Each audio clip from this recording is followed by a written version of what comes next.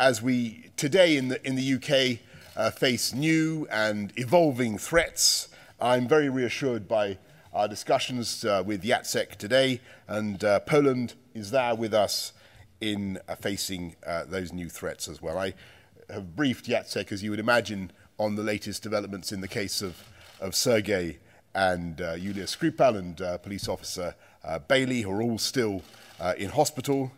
And I have to say that I am so encouraged and so pleased, so heartened by the strength of the support that we have got from Poland and all our friends from around the world, and particularly from Jacek.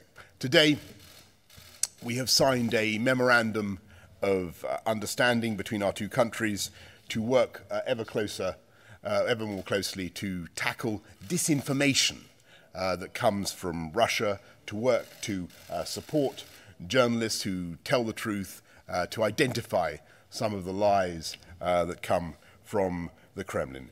We are trying to get the Russians to give us their version of what might have happened there.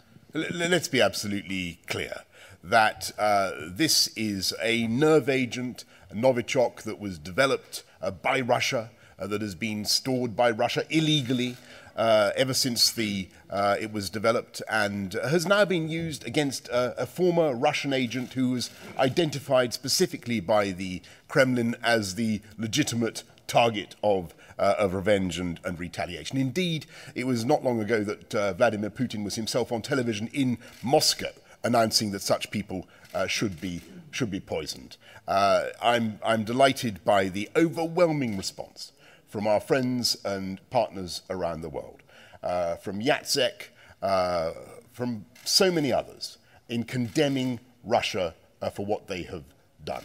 And it is overwhelmingly clear that this was directed by Russia, and we await a serious response from the Russians to that global condemnation. Do you think that Poland will be asking for sanctions against Russia at EU level next week?